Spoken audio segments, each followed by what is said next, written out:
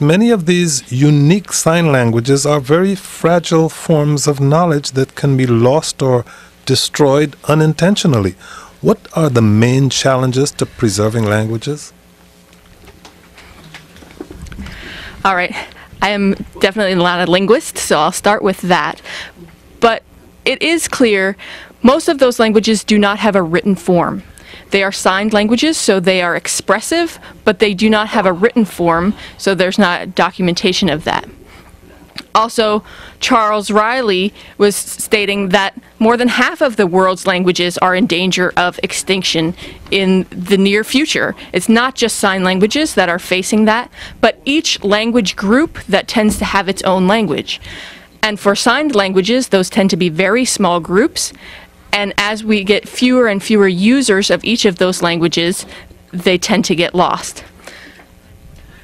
Instead of focusing on that kind of bad news, I want to tell a quick story from South Africa. About 15 years ago, we were doing work in South Africa with a group that had been set up just after apartheid. And we were trying to help the deaf community there establish itself and get organizations started. And there was amazing diversity within the group of deaf South Africans.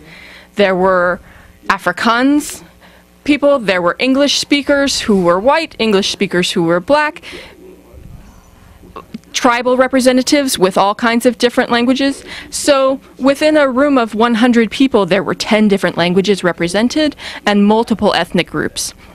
And so we were trying to talk about how to move forward with deaf organizations without offending any of those different unique groups of people, and trying to respect and incorporate all of their backgrounds. And even they could not communicate with each other, much less us communicate directly with them.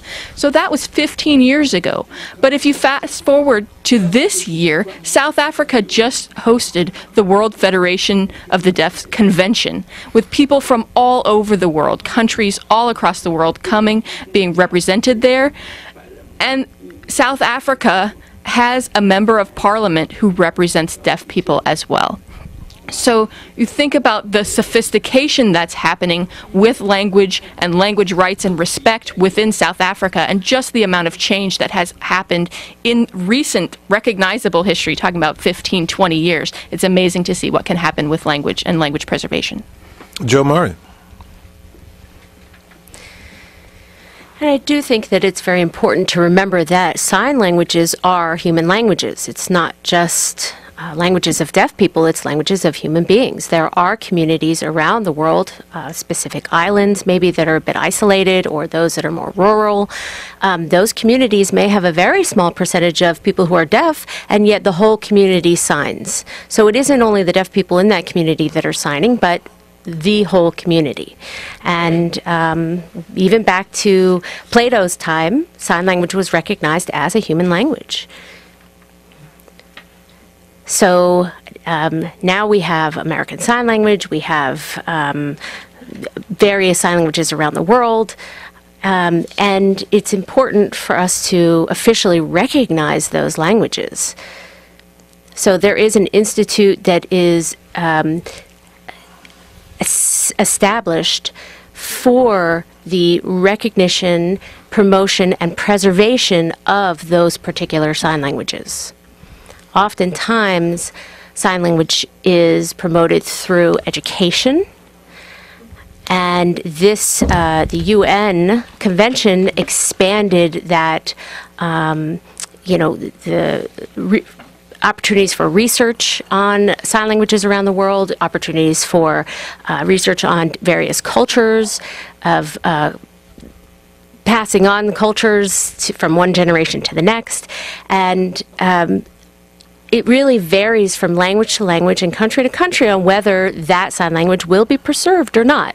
And it also is dependent on the law of the land of that country and whether that sign language will be preserved or not.